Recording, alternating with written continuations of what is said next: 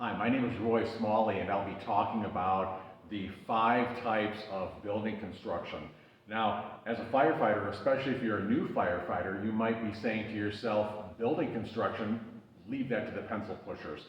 Give me a hose line and let me put out the fire. But if you miss out on studying building construction, you miss out on a really important component of what we as firefighters do, because our initial size up and our strategy at a fire is going to be largely determined by what kind of structure we're dealing with. Now, model codes usually divide building types up into 5 different individual classifications. The first type is type 1, fire resistive, and sometimes this is called non-combustible protective. Now, if you picture skyscrapers in New York, or if you think about maybe a little bit closer here to home, a large parking type structure that's made out of steel beams and poured concrete, you're thinking a type 1 non-combustible protected building, a fire resistant building. That type 1 rating is the highest level of safety you can have, because it uses materials like poured concrete and steel beams that aren't going to be susceptible to giving into fire very easily. These structural elements are usually what's called protected, meaning they're covered with some sort of fire-resistant material that will resist high temperature and flames. And that could include something like concrete, it could include gypsum, it could include some other type of fire-resistant spray-on coating to protect those steel elements from high heat that could cause them to warp or melt. Now, some quick facts on that type 1 fire resistive construction. They're usually or often high-rise or multi-story buildings.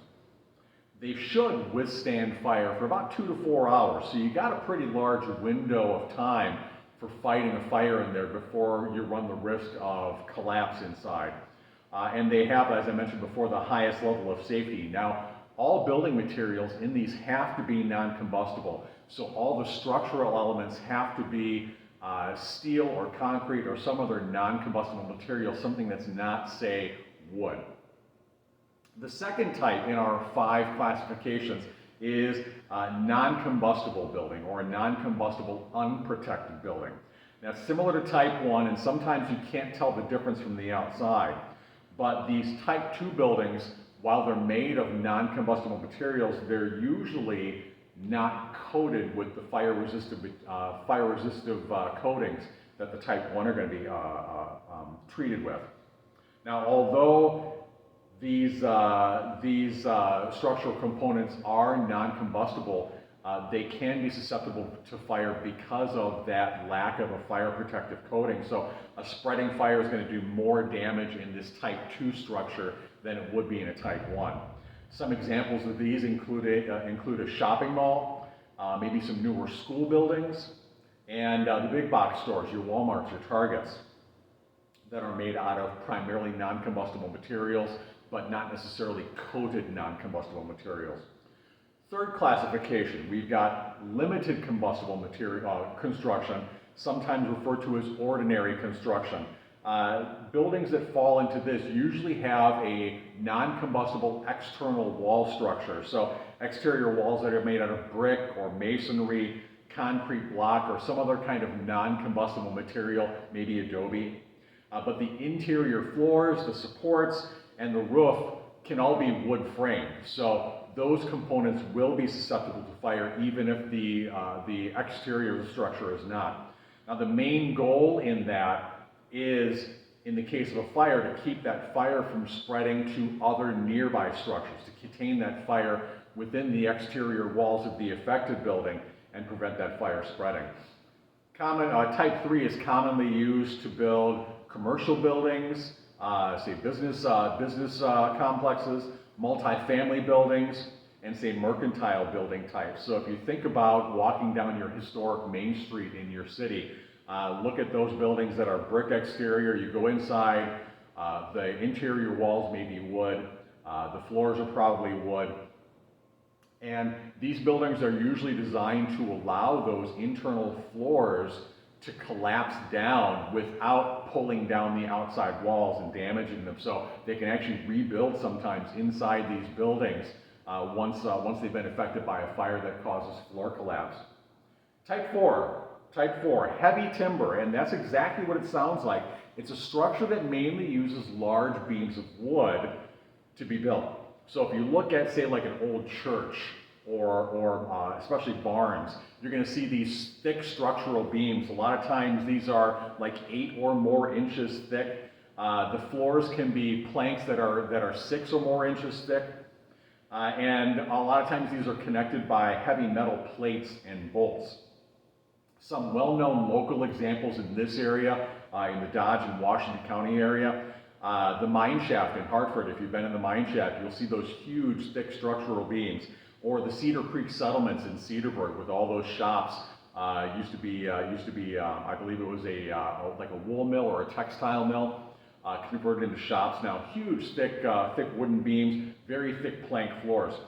Now these, like I said, these heavy columns, beams, girders, very, very thick. And as a result, they tend to resist fire very well. But if a fire does get well involved, it can burn for a very long time. The exterior walls, just like in a Type 3, are often made of a non-combustible material like brick. And this type of structural support, the brick and then the heavy timber inside, means that it's a lot more resilient to collapse versus, say, lighter structures. As I mentioned, they generally do very well against fire because those heavy, thick timbers take a long time to burn. And when they do start going, they can use a large amount of water to extinguish. So a really well-seated fire that's rolling in a Type 4 building could, in some areas, exceed what the municipal water supply is in trying to put it out. The last type, Type 5, the wood frame. Within this Type 5 are some of the smallest buildings we've got. So the single-family residential homes, restaurants, small office buildings, maybe even a small hotel or a motel could be included under this umbrella of the Type 5 structure. The material for this is any kind of lightweight material that's allowed by local code, but usually it's going to be wood.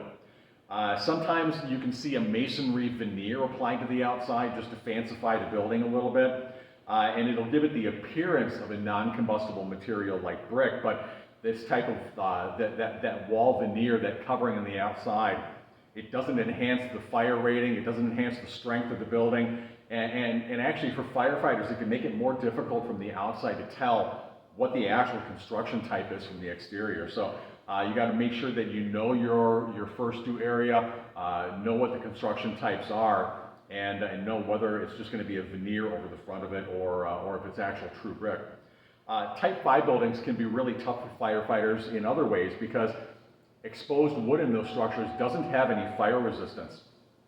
If a fire starts, that building, it could flash over in as quick as 3 minutes, according to the most recent studies, and sometimes you're seeing collapse in these buildings in 8 minutes or less. So in the time that it takes, say, a volunteer fire company to respond to their station and then get to the scene of a fire, that building could be risking collapse already, which is bad news for firefighters coming in first due, because if you're not making sure that you're sounding floors and checking with your tick, you could walk in on a weakened floor and fall through, risking really severe injury or even death. It's happened already.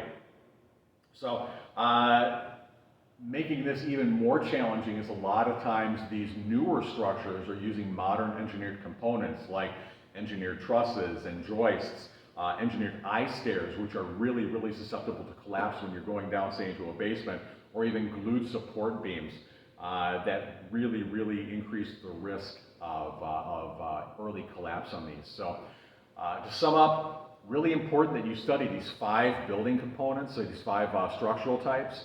Make sure that you know what kind of structural types there are in your first due area, and drive around, take a look, think about what you would do if there was a fire in a specific type of building structure as you notice it in your area.